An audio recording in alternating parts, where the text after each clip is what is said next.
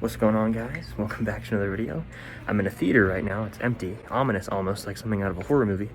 But I'm going to see Nobody, doing my theater vlog, wearing my Star Wars mask, my Blockbuster shirt. You already know. There's not many people in here. It's like a ghost town. I don't normally go to this theater, so maybe it'll add to the experience. I'm not seeing a horror movie though, so hopefully I enjoy this movie. I'll let you guys know what I think after. 2 hours later. All right, so I just got out of the movie.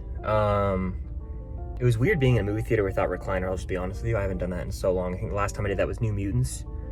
But anyway, it was weird. It was a little nostalgic throwback to the theater I kind of grew up going to. So that was cool. But the movie itself, Nobody, stars Bob Odenkirk in the main role as Hutch Mansell. What did I think of the movie? I'll give you guys a quick review. It was fine. It was a fun time at times. But to me, the fatal flaw of the movie is this one dude's acting out all these, acts of violence. He's got to protect his family, but blah, blah, blah. He gets caught up with these bad people.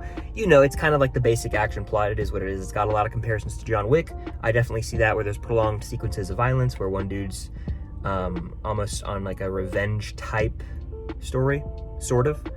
So that's definitely there, but the issue I have, the fatal flaw with the movie, is I don't care for Hutch Mansell. That's the main character of the movie, Bob Odenkirk. He's a very mundane character to start out, as he's like it shows how he's kind of living a monotonous life, and I was like, okay, there's going to be some reveal that really makes me care about this character, and I'll understand why he's enacting all these different violent scenes.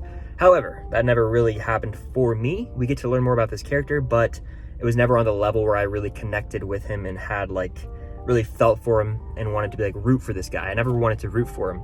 He was just the main guy enacting all these violent scenes. So that's kind of the issue I have. Again, that's how I feel about John Wick 2 and 3 as well. The first John Wick, they do a great job of characterizing him. You get the backstory with the dog. In this case, I just didn't dig it as much. The final action sequence, I won't spoil anything, is very cool. And I didn't know certain actors in this movie, but if you're a Back to the Future fan, you might like it. That's all I'm going to say. I liked his supporting character role. But even the relationship with the family, if you guys seen the movie American Beauty, it reminded me of that, and how Kevin Spacey's character, I know it's taboo to talk about him, he just felt like he was living the same thing over and over. That's like a good chunk of this movie. It felt like the early portions of American Beauty.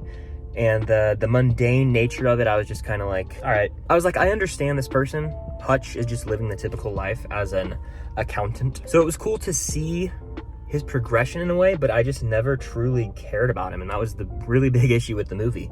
It was great to be back at the theater. It had some really cool action sequences. And the modern action movie, in my opinion, if it's not like a comic book movie, like an MCU or DC movie, it's usually just a bunch of action sequences on screen with not a lot of character development.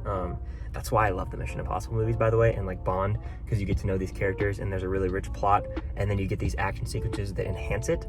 And this is just your run-of-the-mill action movie. Nothing wrong with it. 3 out of 5 stars on Letterboxd. I'm gonna give it like a 6 out of 10. I think it's a decent one watch. It was only an hour and a half. It's a rainy Sunday afternoon right now. I had a fun time at the movie theater. It was worth a watch. I probably won't watch it ever again, but it's not a bad movie by any means. A lot of fun moments there, especially in the last act when there's this over-the-top, action sequence. You have to remember, it is a very over-the-top movie, unrealistic at times. And there's even moments where things aren't explained and I'm just kind of have to turn my brain off. It's just one of those action movies where it reminds me of almost like how over-the-top the Stallone and the Schwarzeneggers, the Predator movies, like all these 80s action movies and 90s action movies, even Point Break, hell, with Keanu, are just over the top, and you just kind of have to turn your brain off for certain things and enjoy it for what it is. So I wish I cared more about the main character, and it was a very run-of-the-mill type plot regarding the villains and all that jazz. But in the end, it was a decent time. It was a decent time. 3 out of 5. Probably won't watch it again, but it's not a bad movie. I'm not hating. I'm just saying average movie.